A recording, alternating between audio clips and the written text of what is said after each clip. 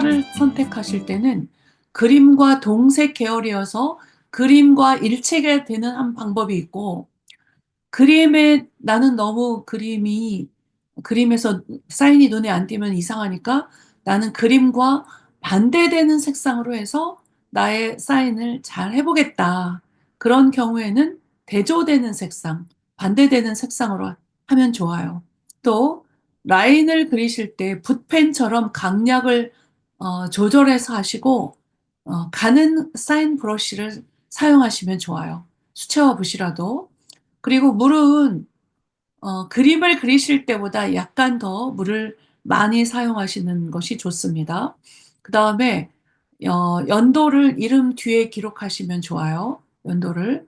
그리고 어, 사인은 오른쪽 밑에 주로 이쪽에 하시면 좋아요. 그러나 왼손일 경우에는 왼손을 주로 사용하시는 분은 왼쪽에 하셔도 무방합니다. 그 다음에 이제 그 사인 브러쉬를 소개를 드리면 저도 이제 이 몽마르트를 산 적이 있는데 사실 이 붓은 너무 길어서 사용할 수 없고 요 앞에 있는 붓들이 사인하기에 되게 좋아요. 이제 붓이 너무 가늘면 사인할 때 손에 힘을 줄 수가 없기 때문에 이 사인 브러쉬는 여기에 손잡이가 있어서 힘을 주어서 쓸 수 있도록 손이 아프지 않도록 이렇게 되어 있는데 이런 붓 세트를 사셔도 되고 이제 이런 건 굉장히 비싼 붓인데 이쪽은 이런 붓을 사용하셔도 되는데 그냥 여러분이 가지고 있는 붓 중에서 요 정도 가는 1호나 2호 붓을 가지시고 그걸로 이제 연습을 많이 하신 다음에 하시면 좋아요. 제 사인 브러쉬는 이렇고 여러분이 사인을 하실 때 한마디로 요약을 한다면 사인도 작품의 일부예요. 사인을 소홀히 하면 그림의 가치가 떨어져요. 그리고 위치, 색상, 글씨체 등이 그림과 조화를 이루어야 되고, 그림은 그림의 진본과 그 다음에 그 사람의 정체성을 알려주는 것이기 때문에 사인이 없는 그림은 조금 가치가 없습니다. 무명이거나 혹은 유명인 작가의 작품이라 하더라도 진위를 가리기 어렵기 때문에 표절 시비에 휘말릴 수가 있기 때문에 특히 천경자 씨 그림이 표절 시비가 굉장히 많았습니다. 그래서 사인은 그림의 원본에 대한 그런 정체성을 알려주는 거기 때문에 굉장히 중요하다. 그리고 이제 폴 세잔느 같은 경우도 이렇게 했고요. 클로드 모네, 빈센트는 자신의 반고를 안 하고 이름만 했어요. 빈센트. 파블로 피카소도 이름만 썼고, 폴 고갱은 피 고갱이라고 했고, 렘브란트도 자신의 이름을 사용했고요. 르네 마그리트도 자신의 이름을 썼어요. 아마 여러분이 사인을 하면 르네 마그리트처럼 사인하실 거예요. 이 정도만 해도 굉장히 좋아요. 마그리트 같은 경우도 사인을 참 못하는 수준이었는데 그래도 요 정도만 해도 상당히 좋습니다. 예. 다른 사람들은 달필인데 빈센트와 마그리트를 제외하고는 글씨를 굉장히 잘 쓴 사람들인데 마그리트 정도만 해도 한 80%는 성공이다. 이렇게 볼 수가 있습니다. 사인에 대해서 질문이 있으시면 지금 질문을 받도록 하겠습니다. 혹시 질문이 있으십니까? 혹시 성만 써도 돼요? 이름 안 쓰고? 그 성만 쓸 경우에는 풀 이니셜을 써주면 좋아요. 그러니까 그러니까 YS1 이렇게. 왜냐하면은 원만 쓰면은 너무 원시가 사람이 많을 거 아니에요. 그러니까 Y.S.1 이렇게.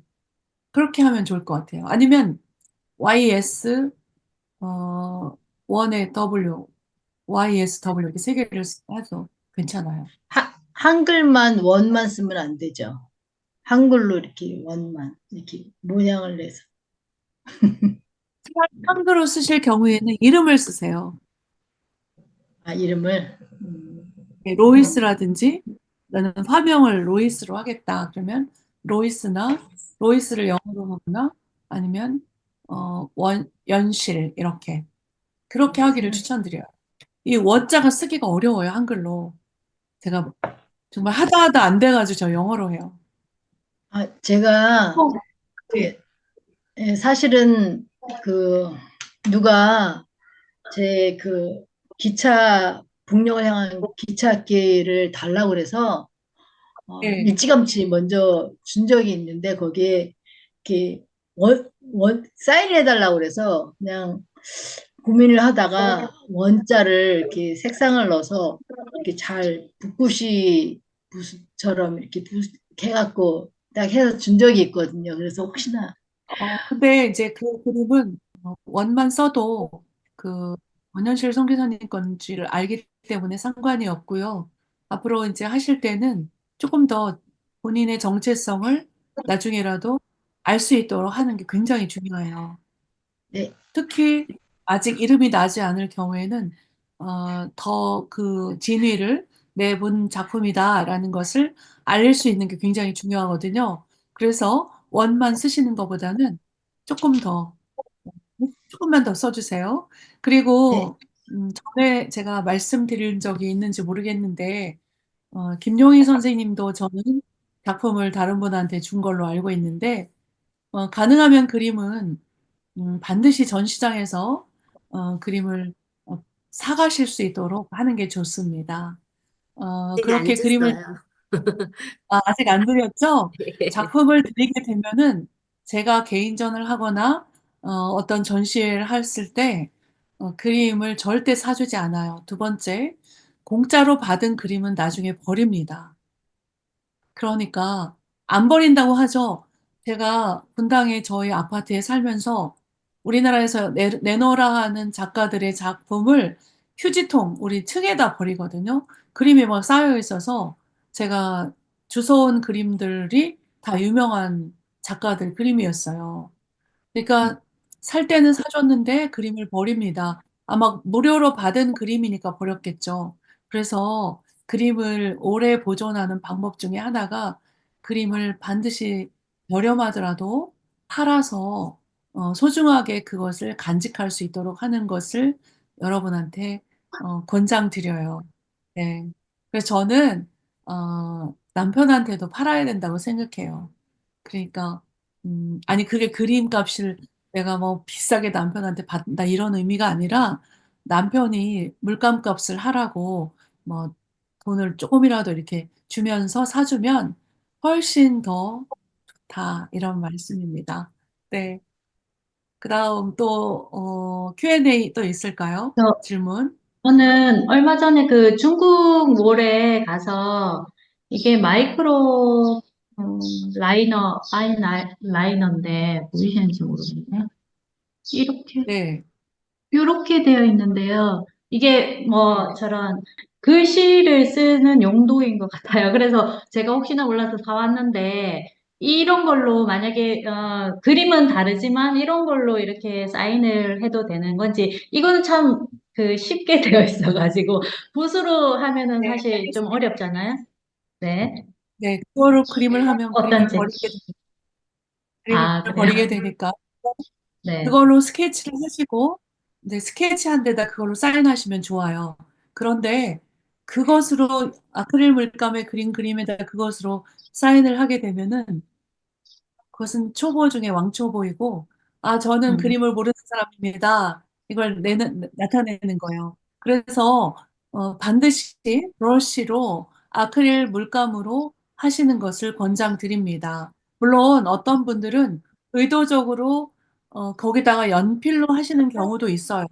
그런데 그런 경우에는 그 안에 드로잉이 들어있기 때문에 연필로 하신 거예요. 그러니까 그림과 일체가 되기 위해서. 그런데 지금 제가 여러분에게 사인을 다 보여드렸지만 앤디 워홀 같은 경우는 그 브릴로 상자, 실크 스크린을 했을 경우에는 실크 스크린으로 앤디 워홀이라고 했고, 스케치를 했을 땐 연필로 했고, 또 자기가 이제 펜화를 했으면 펜으로 했고, 그래서 그거에 맞춰서 하는 것을 일체, 한 가지 방식으로 하는 게 코드도 받고, 관람자도 편안하고, 그러니까 유화로 그린 사람은 유화로 하고, 아크릴라로 그린 사람은 아크릴화로 하는 것이 바람직합니다. 우리 해나가 너무 수심에 가득 찬 것 같아요. 이렇게 설명을 했더니 그렇지만 해나는 그냥 편안하게 하시면 돼요. 어린아이답게 너무 염려하지 마세요. 너무 걱정하는 것 같아서 근심 표정이 있어서 했어요. 말씀드렸어요. 만들어 그리고 놨어요, 사인 나는. 연습을 많이 하시는 게 중요해요. 하시기 전에. 그리고 또 하나의 팁을 가르쳐 드리면 사인을 했는데 너무 마음에 안 드는 거야. 그럼 빨리 물티슈로 빨리 지워요. 빨리 지우면 이게 수성이라 아직 안 굳어가지고 다시 하실 수 있어요. 근데 약간 또 흠집이 생겼어요. 그럼 거기다 그 색깔을 조금 더 칠하고 마른 다음에 다시 하시면 돼요. 이게 아크릴화 사인할 때 저도 그렇게 많이 했어요. 얼마나 많이 했겠어요, 저도. 막 실패해가지고. 그러니까 이 사인이 쉬운 게 아니에요.